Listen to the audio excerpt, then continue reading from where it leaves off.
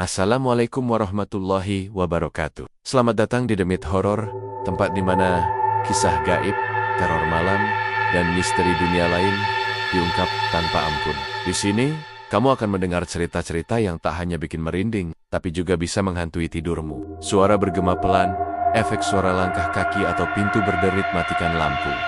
Pasang headsetmu, dan bersiaplah, karena kamu sedang memasuki dunia Demit Horor. Nada berubah sedikit lebih santai tapi tetap misterius. Jangan lupa untuk like, komen, dan subscribe agar kamu gak ketinggalan kisah-kisah horor terbaru dari kami. Dan ingat, di balik setiap cerita, selalu ada sesuatu yang mengintai. Di sebuah desa kecil di kaki perbukitan Jawa Timur, hiduplah seorang pria bernama Pak Andra. Usianya sudah menginjak 50 tahun. Rambutnya mulai memutih, tubuhnya agak membungkuk, dan wajahnya penuh garis-garis kehidupan. Ia tinggal bersama istrinya, Ibu Tina, seorang perempuan setia yang selalu mendampinginya dalam suka maupun duka. Mereka dikaruniai 5 orang anak. Kehidupan keluarga ini sederhana, jauh dari kemewahan, tapi selalu hangat karena kebersamaan. Anak-anak mereka masih ada yang sekolah, ada yang sudah remaja, dan ada yang masih kecil. Ibu Tina sering berkata, meski kita nggak punya harta banyak, asal anak-anak sehat dan bisa sekolah, itu sudah lebih dari cukup. Sejak bertahun-tahun lamanya, Pak Andra dan istrinya membuka warung sembako kecil di depan rumah. Warung itu menjadi tumpuan hidup keluarga mereka. Meski hasilnya tidak seberapa, cukup untuk makan sehari-hari, membayar sekolah anak, dan sedikit menabung. Hampir setiap orang di kampung pernah membeli beras, gula, minyak goreng, atau sabun di warung mereka. Pak Andra terkenal ramah. Ia sering bercanda dengan pelanggan, bahkan kadang memberi hutang kecil bagi tetangga yang sedang kesulitan. Ibu Tina pun rajin menjaga kebersihan warung, menata barang dagangan agar rapi, dan selalu menyapa pembeli dengan senyum. Namun, meski warung itu berjalan cukup lama, kehidupan mereka tidak pernah benar-benar naik. Ada masa ketika pembeli ramai, ada pula saat sepi. Kadang stok barang menumpuk karena jarang laku, tapi keduanya tetap bertahan dengan kesabaran.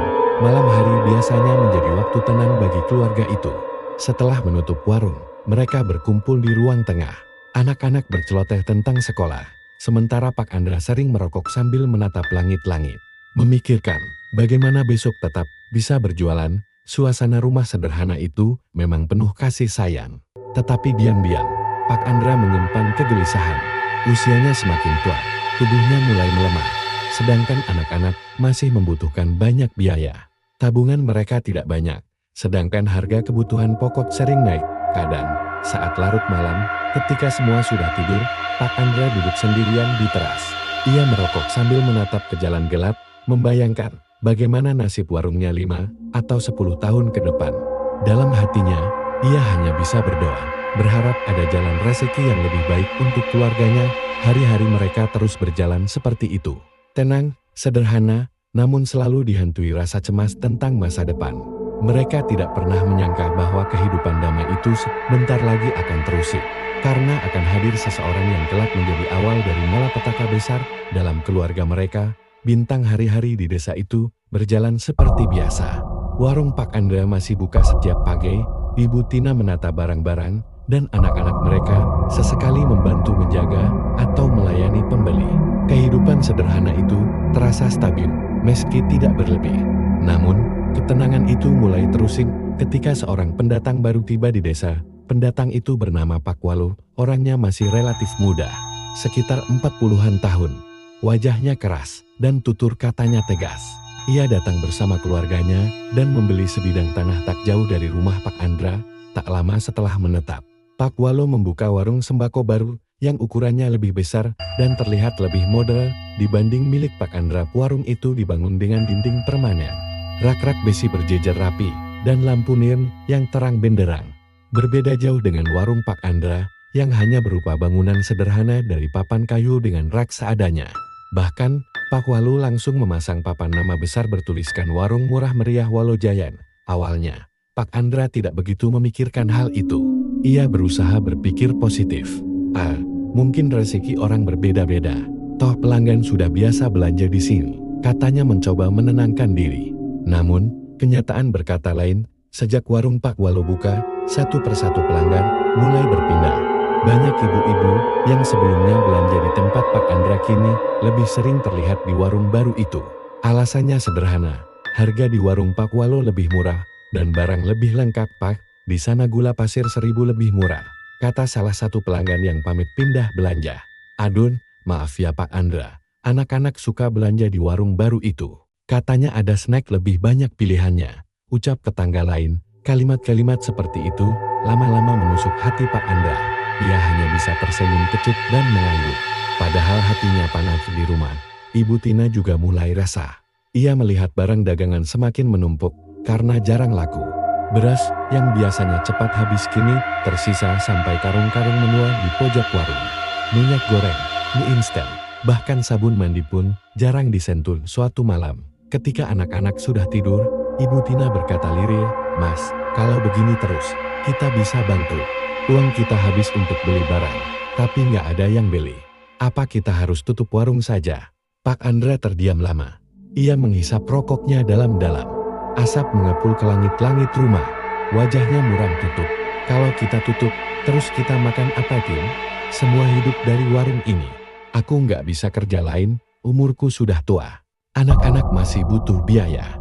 Kita harus bertahan, namun semakin hari, warung mereka semakin sepi.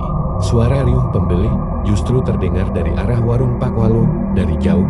Bahkan terdengar jelas suara tawa para pembeli, suara anak-anak yang membeli jajanan, dan sesekali musik dangdut yang diputar keras-keras oleh keluarga Pak Walo untuk menarik perhatian orang. Pak Andra mulai sering duduk termenung di depan warungnya yang kosong. Wajahnya tegang, matanya marah, pikirannya penuh dengan amarah dan kecemburuan. Dalam hati ia mulai bertanya-tanya, kenapa harus ada orang seperti dia datang ke sini? Kenapa harus merusak rezeki keluargaku? Rasa iri dan benci itu semakin hari semakin kuat. Ibu Tina masih mencoba menenangkan suaminya dengan sabar. "Mas, jangan iri sama orang lain. Mungkin rezekinya memang sedang lancar. Kita jalani saja. Allah pasti kasih jalan untuk kita." Namun, kata-kata itu tidak cukup untuk meredakan api dalam dada Pak Andra. Malam-malamnya semakin gelisah. Tidurnya tidak nyenyak. Ia mulai merasa kalah, merasa tidak berguna, dan merasa bahwa hidupnya sedang ditindas oleh kehadiran pesaing baru itu. Ia tidak tahu bahwa perasaan iri itulah yang kelak akan menuntunnya pada jalan yang sangat gelap, jalan pintas yang hanya membawa malapetaka. Hari-hari berikutnya berubah menjadi masa-masa paling berat bagi keluarga Pak Andra. Warung yang dulunya ramai kini hampir tak ada lagi pengunjung. Sesekali memang masih ada tetangga dekat yang mampir membeli rokok atau garam, tetapi jumlahnya sangat sedikit. Di sisi lain, warung Pak Walo justru semakin maju pesat. Warungnya selalu ramai dari pagi sampai malam. Bahkan orang-orang dari desa sebelah pun ikut belanja ke sana. Anak-anak suka karena banyak jajanan baru yang berwarna-warni. Sementara para ibu tergoda oleh harga murah dan barang yang selalu lengkap. Pak Andra merasa terhimpit. Barang-barang di rak warungnya semakin menumpuk. Sebagian sudah mendekati tanggal kadaluarsa.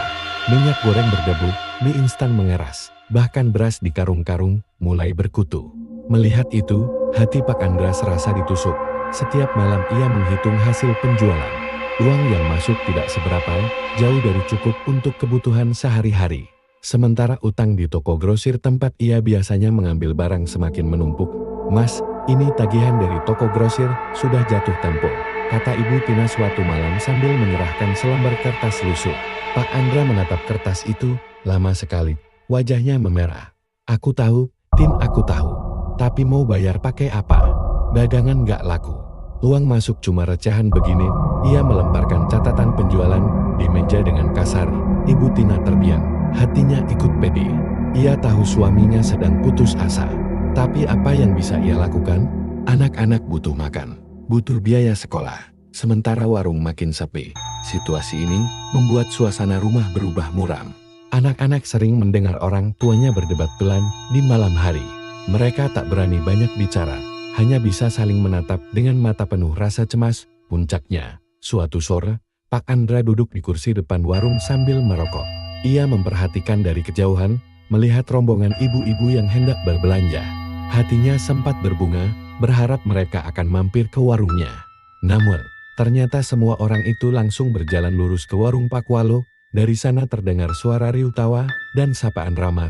Pak Andra mengepalkan tangan, rokok di jarinya hampir jatuh. Dadanya sesak. Ia merasa seolah dunia sudah tidak adil lagi padanya. Kenapa harus begini? Apa salahku? Aku sudah jujur, sudah sabar. Tapi kenapa malah dia yang dapat rezeki? Batinnya meraung, hari demi hari, keadaan makin memburuk. Satu persatu barang dagangan habis bukan karena laku, tapi karena basi dan harus dibuang. Utang semakin menjerat. Tabungan sudah terkuras habis. Ibu Tina hanya bisa menahan air mata. Kadang ia menangis diam-diam di dapur saat melihat anak-anak makan dengan lauk seadanya. Pernah suatu kali mereka hanya bisa makan nasi dengan garam, karena tidak ada uang untuk membeli lauk. Melihat kondisi ini, Pak Andra semakin merasa terpojok. Tidurnya tidak nyenyak. Setiap malam ia hanya gelisah, memikirkan bagaimana cara menyelamatkan keluarganya. Ini dan dengki pada Pak Walo makin menumpuk, bercampur dengan rasa putus asa yang semakin dalam. Di saat itulah, untuk pertama kalinya, dalam benak Pak Andra terlintas pikiran gelap. Mungkin ada cara lain, cara yang lebih cepat. Meskipun harus menempuh jalan yang tidak seharusnya, ia belum tahu cara itu, belum tahu kemana harus melangkah. Namun, benih niat buruk sudah tertanam dalam hatinya, dan dari situlah jalan menuju malapetaka perlahan terbuka. Bintang sejak warungnya semakin sepi. Hidup Pak Andra terasa seperti berada di jurang. Ia tidak lagi bisa tersenyum ramah pada pelanggan, karena memang hampir tak ada yang datang. Hari-harinya kini lebih banyak dihabiskan dengan duduk termenung di kursi bambu depan warung. Menatap kosong ke jalan desa, setiap kali melihat orang-orang membawa belanjaan dari warung Pak Walo, hatinya seperti diremas. Perasaan iri dan marah bercampur menjadi satu, membuat dadanya panas. Malam-malamnya semakin gelisah. Ia sering terbangun tengah malam, merokok sambil berjalan mondar-mandir di teras rumah. Pikirannya penuh dengan kebingungan. Suatu malam, saat ia duduk di warung yang sudah gelap, datanglah seorang lelaki tua yang dikenal dengan nama Mbah Surip. Orang itu memang dikenal aneh di desa, jarang bergaul, dan katanya sering pergi ke tempat-tempat keramat. "Ndra, kau kelihatan makin susah saja," kata Mbah Surip sambil duduk di kursi bambu, menatap wajah Pak Andra yang muram. Pak Andra menghela napas panjang. "Iya Mbah, warung saya sepi, utang banyak, anak-anak butuh makan. Saya nggak tahu lagi harus bagaimana." Mbah Surip hanya mengangguk pelan, lalu menurunkan suaranya. "Kalau jalan biasa sudah buntu, kadang orang harus berani menempuh jalan yang tak biasa. Kau paham maksudku?" Pak Andra menatapnya dengan dahi berkerut. "Jalan tak biasa? Apa maksudmu?" Lelaki tua itu mendekat, berbisik lirih. "Gunung Kawi." Mendengar itu, jantung Pak Andra berdegup keras. Nama itu sudah sering ia dengar, dibicarakan orang-orang di pasar maupun warung kopi. Banyak cerita tentang orang yang tiba-tiba kaya raya setelah melakukan ritual tertentu di Gunung Kawi. Tapi banyak juga cerita seram tentang tumbal dan perjanjian dengan makhluk gaib. Pak Andra terdiam. Namun, pikirannya langsung dipenuhi gambaran warungnya kembali ramai. Anak-anaknya bisa sekolah dengan tenang, dan dirinya terbebas dari utang. Melihat raut wajah Pak Andra yang bimbang, Mbah Surip tersenyum tipis. "Kalau kau benar-benar nekat, malam Jumat Kliwon datanglah ke Gunung Kawi. Bawa seekor kambing sebagai syarat. Di sana, kau akan diberi pilihan. Tapi ingat, setiap kekayaan ada harganya." Setelah berkata demikian, Mbah Surip berdiri dan pergi begitu saja, meninggalkan Pak Andra yang masih tertegun. Malam itu, Pak Andra tidak bisa tidur sama sekali. Kata-kata Gunung Kawi terus terngiang di kepalanya. Ia tahu itu bukan jalan yang baik, tapi bayangan kekayaan yang bisa menyelamatkan keluarganya begitu menggoda. Keesokan harinya, ia sempat menceritakan hal itu pada Ibu Tina dengan suara lirih. "Tin, aku dengar dari orang, ada jalan pintas untuk keluar dari kesulitan ini. Gunung Kawi." Mendengar itu, wajah Ibu Tina langsung pucat. Ia menatap suaminya dengan mata melebar. "Astagfirullah, Mas. Jangan pernah berpikir ke situ. Itu jalan setan. Banyak orang bilang memang bisa kaya, tapi akhirnya semua keluarganya habis jadi tumbal." "Apa Mas Daga?" Pak Andra terdiam. Ia tahu istrinya benar, tapi di hatinya rasa putus asa jauh lebih besar. "Tin, anak-anak butuh makan, sekolah. Kalau kita terus begini, bisa-bisa mereka putus sekolah. Aku nggak sanggup lihat mereka sengsara. Kalau ada jalan cepat, kenapa tidak kita coba?" Mas Ibu Tina memegang tangan suaminya erat-erat. "Lebih baik kita miskin asal selamat. Jangan gadaikan nyawa anak-anak Jangan. Namun, larangan istrinya hanya masuk telinga kanan, keluar telinga kiri. Malam-malam berikutnya, pikiran Pak Andra semakin dikuasai bayangan Gunung Kawe. Ia sering membayangkan dirinya berdiri di depan warung yang penuh pembeli. Melihat anak-anaknya tertawa bahagia dengan pakaian baru.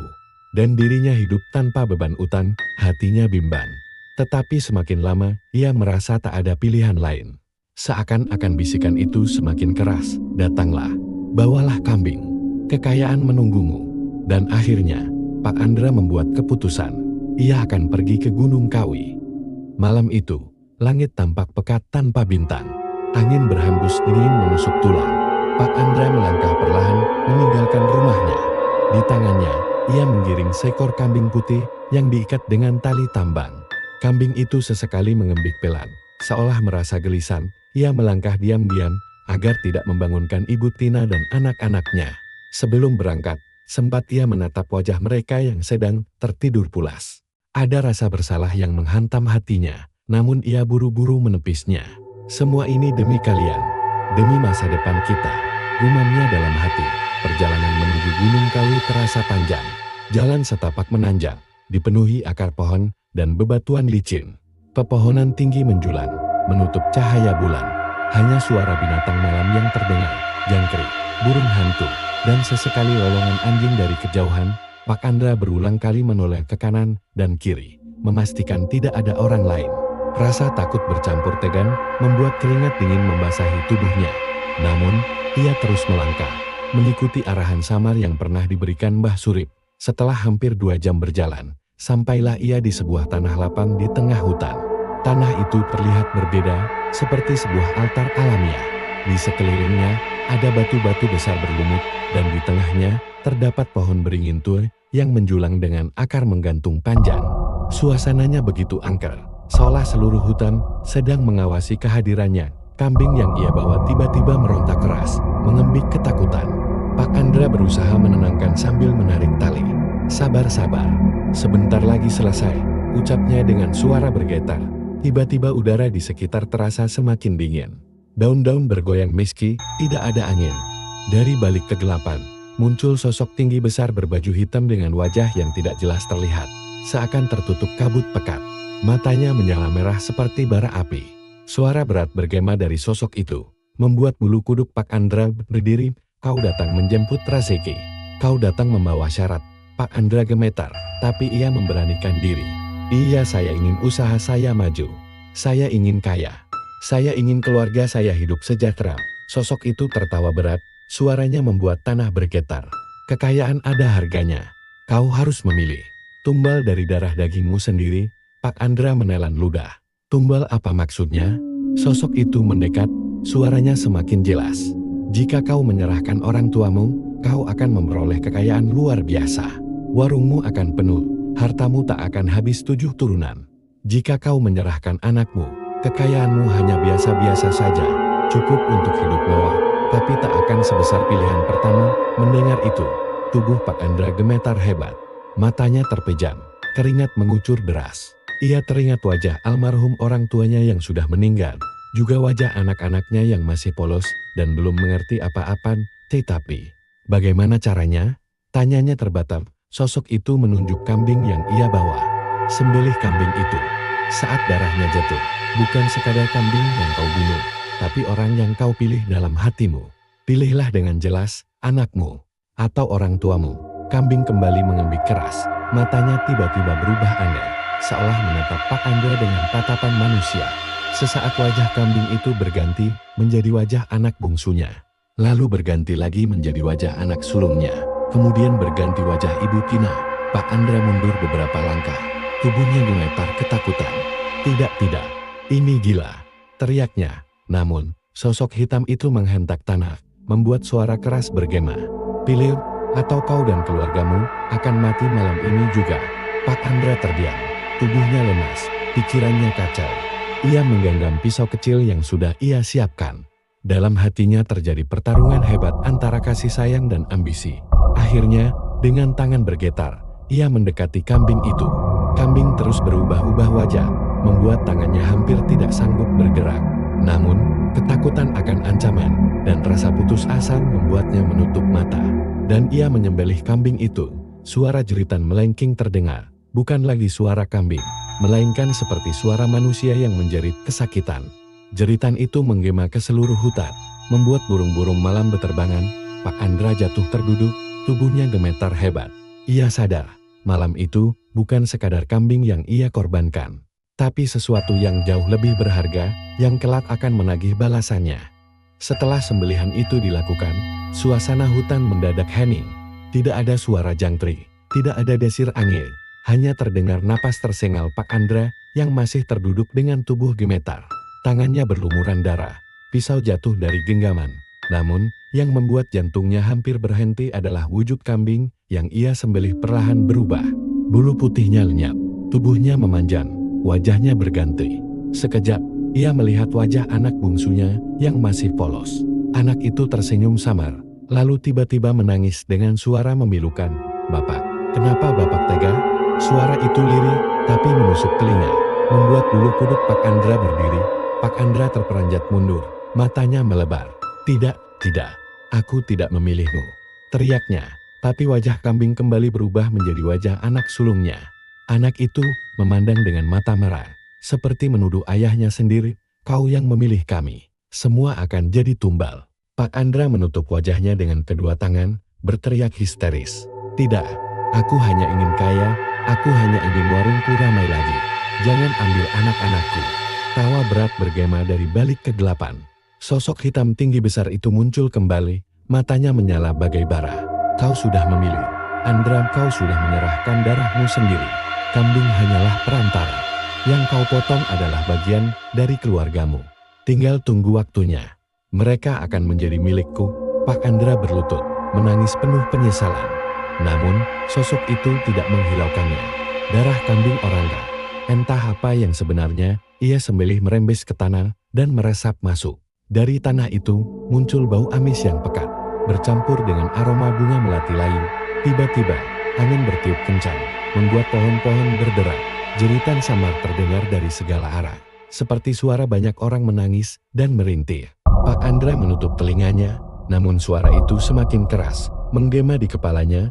"Sekarang pulanglah," suara sosok hitam itu bergema. "Besok kau akan melihat hasilnya. Warungmu akan ramai, hartamu akan mengalir. Tapi ingat, setiap koin yang kau dapat adalah darah keluargamu sendiri. Kau tidak bisa lari dari perjanjian ini." Tanpa menunggu, sosok itu menghilang perlahan, lenyap di telan gelap malam. Hanya suara tawa seram yang tertinggal, menyusup hingga ke telinga Pak Andra. Dengan tubuh gemetar, Pak Andra bangkit, lalu berjalan pulang. Kambing yang sudah ia sembelih, tidak lagi berbentuk kambing. Kini, hanya tersisa bangkai samar dengan wajah anak-anaknya yang silih berganti. Pak Andra menunduk, berusaha tidak melihat, dan mempercepat langkahnya. Sepanjang perjalanan pulang, ia merasa seperti ada yang mengikutinya. Suara langkah kaki bergema di belakangnya, meski ketika menoleh tak ada siapa-siapa. Sesekali terdengar bisikan lembut, "Bapak, Bapak kenapa tega?" Begitu sampai di rumah menjelang subuh, ia mendapati keluarganya masih tidur pulas. Ia berdiri lama di depan pintu kamar anak-anaknya. Mereka terlihat damai, tidak tahu bahwa malam itu, ayah mereka sudah menjual masa depan mereka sendiri. Air mata mengalir di pipi Pak Andra. Ia berbisik lirih, "Maafkan Bapak. Semua ini demi kalian." Namun jauh di dalam hatinya, ia tahu tidak ada yang bisa memaafkan kesalahan sebesar itu.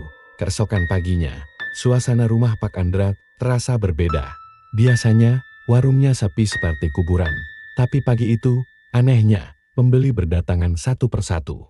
Ada yang membeli beras, ada yang membeli minyak goreng. Bahkan ada pula yang sengaja mampir untuk membeli jajanan anak-anak. "Wah, Pak Andra, kok barangnya sekarang murah ya?" tanya seorang ibu sambil tersenyum. "Iya, Bu, ambil saja. Dagangan saya lengkap," jawab Pak Andra terbata. Masih tak percaya dengan apa yang ia lihat, ibu itu pun pergi dengan wajah puas. Tak lama kemudian, pelanggan lain berdatangan, semakin lama semakin ramai. Warung yang kemarin begitu sepi, kini penuh sesak oleh orang-orang yang berebut belanja. Pak Andra dan Ibu Tina kewalahan melayani. Anak-anak pun ikut membantu, meski mereka heran kenapa tiba-tiba dagangan bisa laris seperti itu. Dalam hati, Pak Andra tahu jawaban sebenarnya. Tapi ia memilih diam malam harinya. Ketika menghitung hasil penjualan, uang yang terkumpul begitu banyak. Tumpukan lembaran rupiah memenuhi meja. Mata Pak Andra berbinar, tangannya bergetar saat merapikan uang itu. Ia tersenyum puas, seakan semua penderitaan selama ini hilang begitu saja. Namun, kebahagiaan itu tidak berlangsung lama. Di rumah mulai terjadi hal-hal aneh. Saat malam tiba, terdengar suara tangisan samar dari pojok rumah. Tangisan itu terdengar seperti suara anak kecil yang kesakitan. Ibu Tina beberapa kali terbangun karena mendengar suara langkah kaki di dapur. Padahal semua anak sedang tidur di kamar.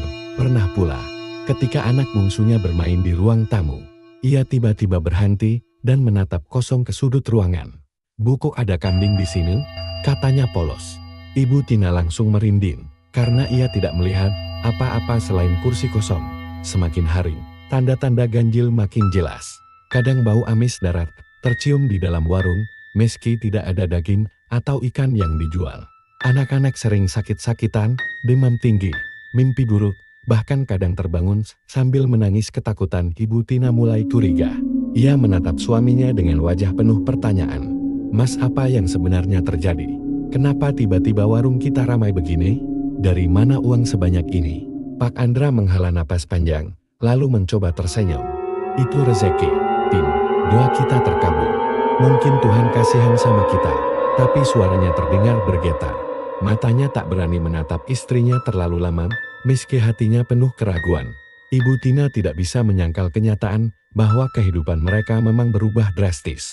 Dari yang awalnya tak punya uang, kini mereka bisa membeli pakaian baru, memperbaiki rumah, bahkan membeli sepeda motor untuk anak sulung mereka. Tetapi di balik semua itu, bayangan menyeramkan terus menghantui Pak Andra. Ia sering bermimpi didatangi sosok hitam besar dengan mata merah yang menagih janji. Dalam mimpi itu, anak-anaknya berdiri di belakang sosok tersebut dengan wajah pucat, memanggil-manggil ayahnya, "Bapak, jangan serahkan kami." Suara mereka lirih, namun menusuk hati. Pak Andra selalu terbangun dengan tubuh basah oleh keringat dingin. Ia menatap wajah anak-anaknya yang sedang tidur, lalu hatinya terasa digerus penyesalan. Tapi setiap kali ia mencoba menenangkan diri, bisikan gaib itu lalu kembali. "Kekayaanmu berasal dari mereka. Dan saatnya akan tiba, Andra, kau tidak bisa lari." Semakin lama, warung itu memang semakin ramai, uang terus mengalir. Tapi bersamaan dengan itu, ketenangan keluarga mereka semakin hilang. Rumah yang dulu penuh kehangatan, kini dipenuhi rasa takut yang tak terucapkan. Pak Andra tahu, harga dari kekayaan itu bukanlah sekadar keringat, melainkan darah dagingnya sendiri.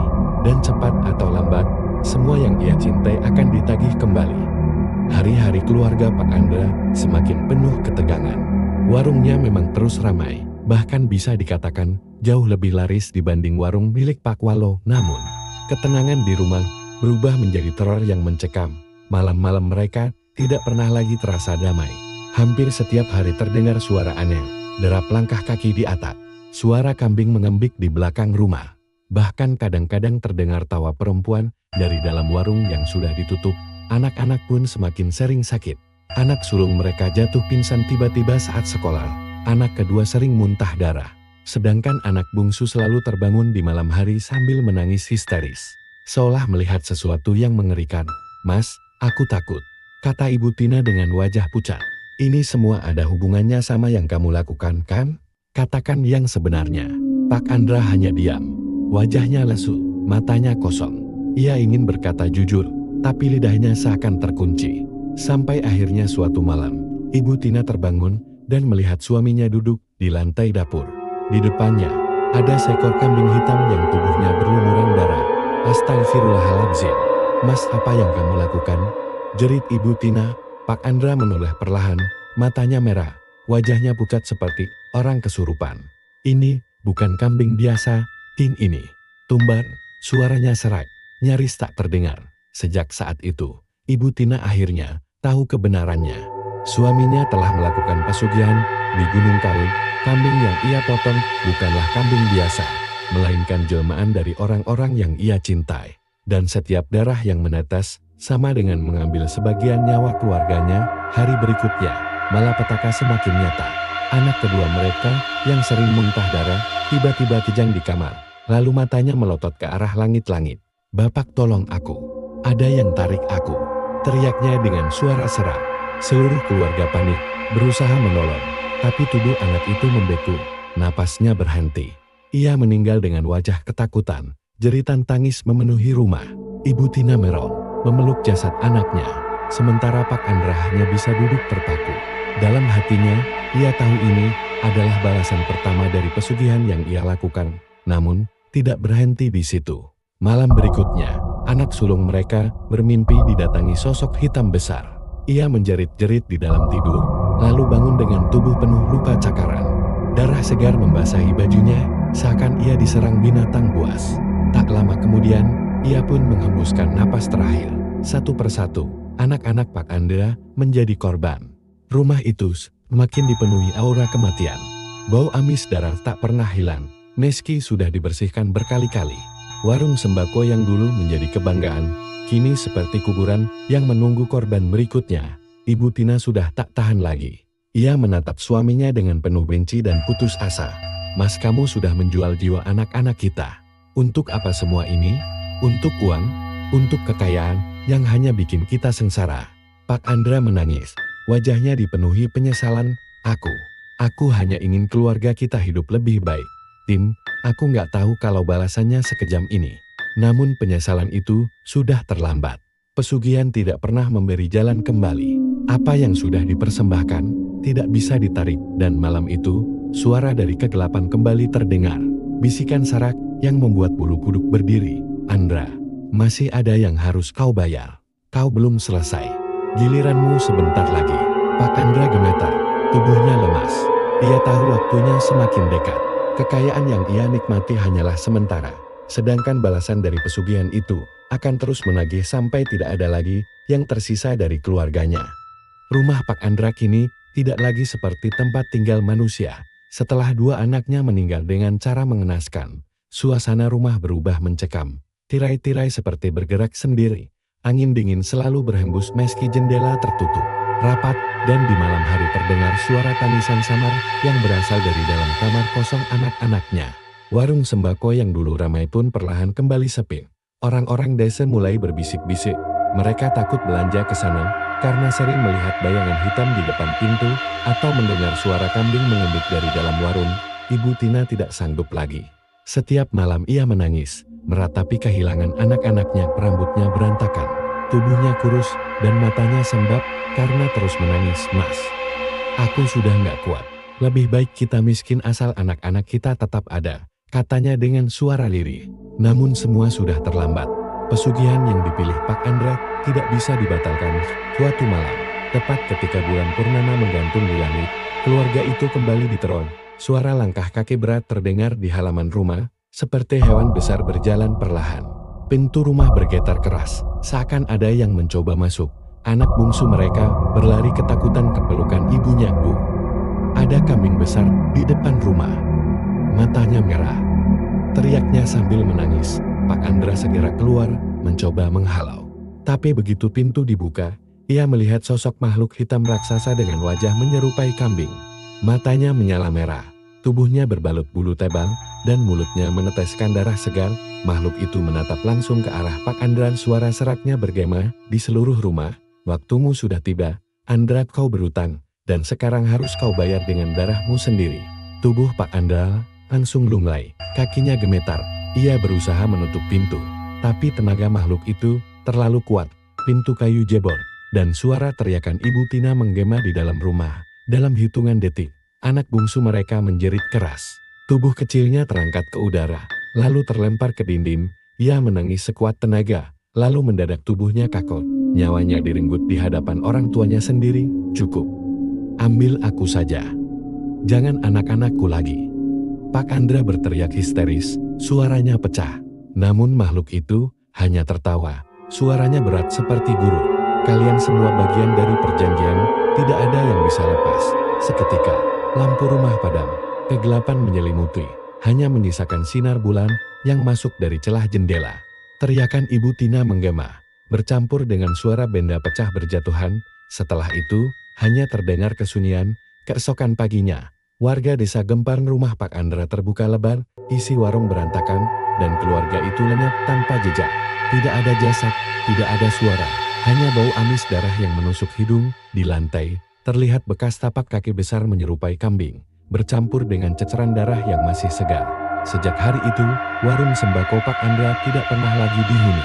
Orang-orang desa takut mendekat, karena setiap malam masih terdengar tangisan lirih dari dalam rumah kosong itu. Konon, sosok Pak Andra dan keluarganya sering terlihat duduk di dalam warung, menatap siapa saja yang berani lewat. Kekayaannya, ia dapat hanya bertahan sebentar, tetapi tumbalnya adalah nyawa seluruh keluarganya.